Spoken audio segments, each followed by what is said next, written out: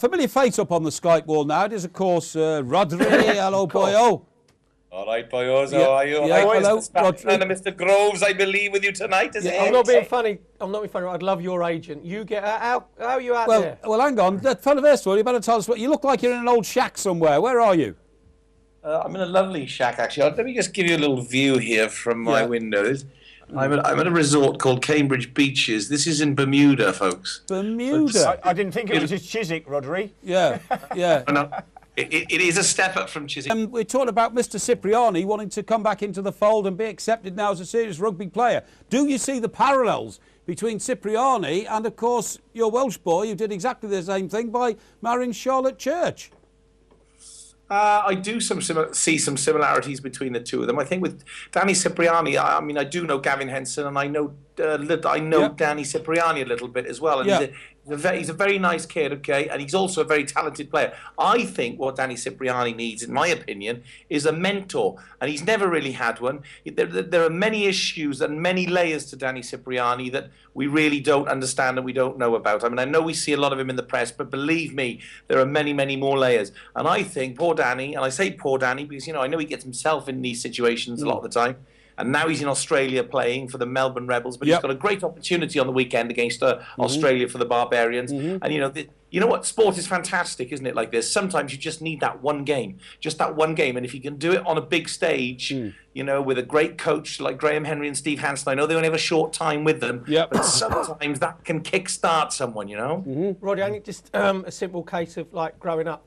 Forget all the periphery stuff, forget about going out, forget about the glitzy magazines and going to premieres. If you say you need a mentor, or if you was his advisor or his mum or his dad, you say, just concentrate on your rugby. For the next 18 months, hey, Parry, you're absolutely right. Don't be seen out do that. Look, I don't know I know a little bit about his family history, okay? And maybe those mentors are not in his close family. So for goodness sake, please, you know, somebody try. Of course, he's the one ultimately who's got to listen. You know, he's not the first sports star with a lot of talent to let it all slip away because he's got involved in other things. But I really feel, because there's something special about him as well, and he's a very nice guy. If somebody can get hold of him and get him to listen to them, and maybe he will grow up, you know, he's still young, and, you know, oh God, you say growing up, I mean, as Mike introduced me the other day as a man whose life has been a total fiasco, I sort of look at myself and think I've never grown up. So maybe, you know, maybe he'll never grow up. But if he can just have something to hook a peg, you know, to hang his to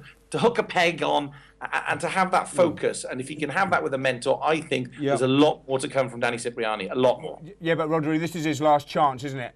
You say there's a lot more to come. I think this is his last chance. If he does well in this game, for the Barbars, then you know, it puts him back in the limelight and say he can do it. He's going off to Australia, where it's a very tough rugby over there anyway. So it's not these days. Travelling is not so much of a problem as it was. But really, you can only have so many chances. Then you've got to take one of them. Otherwise, there's not going to be any more.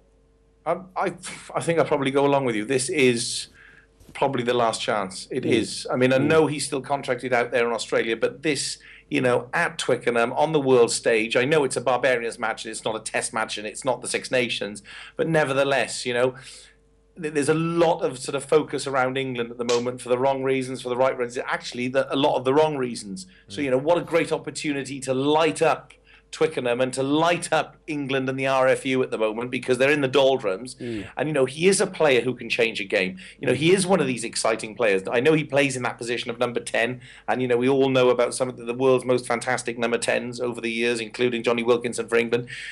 But Danny Cipriani is a game changer on his day when he's playing well. And wouldn't it be great for him and for England just to give them something to smile about? Although, how fantastic with the RFU posting profits of 8.7 million.